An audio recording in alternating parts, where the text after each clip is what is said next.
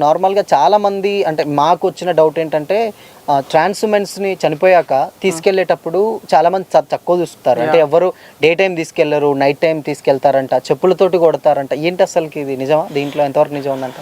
ఇది ప్రజెంట్ జనరేషన్లో చాలా వరకు చేంజ్ వచ్చిందండి.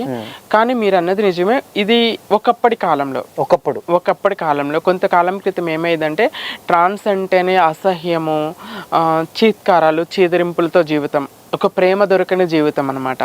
అలాంటప్పుడు ఏం చేస్తారంటే ఎవరు ప్రేమ దొరకక, ఎవరు ఆదరించక, ప్రేమగా మాట్లాడే దిక్కులేక, ఒంటరిగా వెలివేసిన వాళ్ళలాగా ఊరి బయట ఉండటము, ఇలాంటి జీవితాలు గడిపినప్పుడు ఏం చేస్తారంటే ఈ జీవితమే వ్యర్థము, ఈ బ్రతుకు మళ్ళీ రాకూడదు, ఈ జీవితానికి విముక్తి కలిగింది అనే ఒక ఆలోచనతో చనిపోయినప్పుడు ఏడవకుండా చెప్పులతో కొట్టి ఈ జీవితానికి విముక్తి, మళ్ళీ మనకి ఈ శరీరం రాకూడదు, ఈ జీవితం రాకూడదు, ఈ జీవితానికి ఈ శరీరానికి ఇక్కడితో మళ్ళీ ఒక జన్ముంటే, మళ్ళీ ఇంకొక జన్ముంటే మాత్రం పురుగుగానో లేకపోతే పాముగానో చీమగానో పుట్టొచ్చు, కానీ ఈ జీవితం పుట్టకూడదు అనే ఉద్దేశంతో చెప్పులతో కొట్టి ఏడవకుండా నవ్వుతూ డాన్స్లు వేసుకుంటూ మిడ్ నైట్ మాత్రమే తీసుకెళ్లి శ్మశానంలో పెట్టేవాళ్ళు, నైట్ ఎవరు చూడకుండా.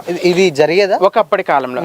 కానీ ఇప్పుడు రాను రాను జనరేషన్ మారుతుంది, టెక్నాలజీ మారుతుంది కాబట్టి అందరికీ, ప్రతి వ్యక్తికి హ్యూమన్ ఫీలింగ్స్ మారుతున్నాయి. అండ్ ట్రాన్స్జెండర్స్కి రెస్పెక్ట్ వచ్చింది, జాబ్ చేసుకుంటున్నారు, గౌరవంగా బ్రతుకుతున్నారు కాబట్టి ఆ సిస్టమ్ అనేది కొంచెం చేంజ్ అయింది. ఇప్పుడు చనిపోతే తల్లిదండ్రుల దగ్గరే ఉంటున్నారు, కొంతమంది ట్రాన్స్ తల్లిదండ్రులతోనే ఉంటున్నారు, తల్లిదండ్రులతో పాటే దహనం చేస్తున్నారు కొంతమంది ట్రాన్స్ని కుటుంబం మధ్యలో, చుట్టుపక్కల జనాల మధ్యలోనే ఏడుస్తూ భయంకరంగా, లైక్ ఒక అమ్మాయి ఒక అబ్బాయి ఎలా చనిపోతారో అలానే ఇప్పుడు తీసుకెళ్తున్నారు. ఒకప్పటి కాలంలో మీరు అన్నది మాత్రం జరిగేది, ఇప్పుడు లేదు. రాను రాను కాలంతో పాటు మార్పు వచ్చింది. సో మనం అందరం హ్యూమన్ బీయింగ్స్ కాబట్టి మాకు ఇప్పుడు రెస్పెక్ట్, గౌరవము, జాబు అన్నీ ఉన్నాయి కాబట్టి ఈ జీవితం మళ్ళీ వచ్చినా చాలా అన్నట్లుగా, మళ్ళీ వచ్చినా నో ప్రాబ్లం అనుకునే వాళ్ళు కూడా చాలా మంది ఉన్నారు. ఎందుకంటే గతంతో పోలిస్తే ఇప్పుడు బెటర్, చాలా బెటర్ అండి. గతంలో పోల్చుకుంటే ఇప్పుడు చాలా బెటర్ అని చెప్పుకోవచ్చు.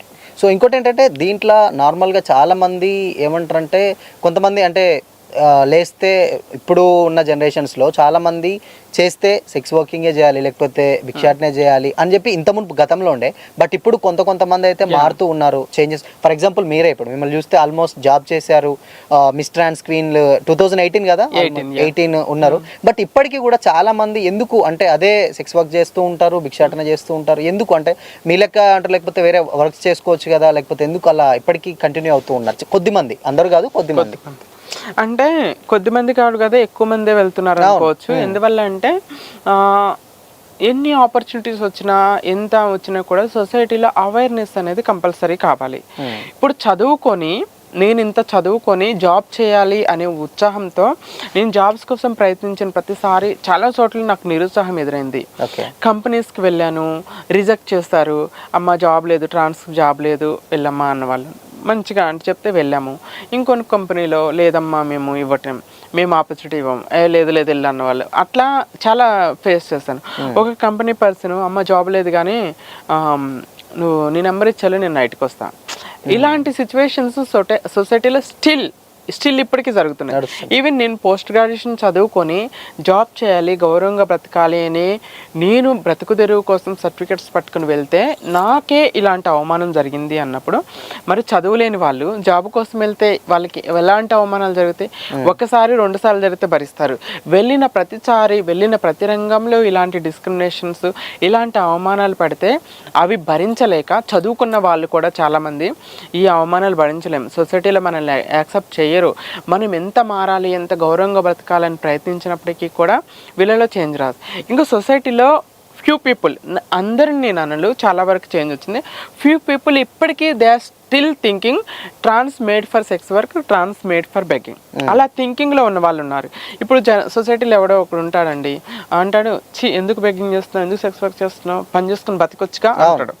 వాడిని వచ్చేసి మీ ఇంట్లో పని మనిషి జాబు, వంట మనిషి జాబు ఇవ్వమంటే ఇస్తాడా? సిద్ధంగా ఉండడు.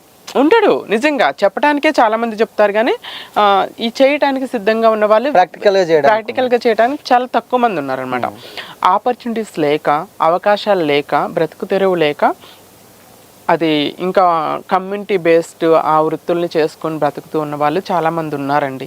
ఇక తప్పక ఇప్పుడు ఫర్ ఎగ్జాంపుల్ చూసుకోండి, నేనున్నాను అనుకోండి, నేను సాఫ్ట్వేర్ జాబ్ చేస్తున్నాను, ఒక మంచి కంపెనీలో చేస్తున్నాను, యాక్టింగ్ చేస్తున్నాను, wherever I go I get respect. Madam అంటారు, అండి అంటారు, రెస్పెక్ట్ ఇస్తారు. అదే బెగ్గింగ్ సెక్స్ వర్క్ వస్తే దేర్ ఇస్ నో రెస్పెక్ట్. పోవే, అవతలకు పోవే, ఆ ముండా అది అని తిడుతూ ఉంటారు. అంటే ఇంత రెస్పెక్ట్ వదులుకొని ఆ తిట్లు పడుతూ, అవమానాలు పడుతూ, బాధలు పడుతూ, హరాస్మెంట్స్ పడుతూ ఆ జీవితాన్ని ఎవరు కోరుకుంటారండి? ఎవరు కోరుకోరు. ఎందుకంటే మార్గం లేక, గత్యంతరం లేక, ఒకళ్ళిద్దరు కొంతమంది కొంచెం ఈజీ మనీ కరెక్ట్ అయిపోయి తప్పక నాకు ఇష్టం ఇదే అని చేసేవాళ్ళు కొంతమంది ఉండొచ్చు. కానీ తప్పక అవకాశాలు లేక తప్పక బ్రతుకుదేరు కోసం చేసే వాళ్ళు మెనీ పీపుల్ ఉన్నారు కమ్యూనిటీలో.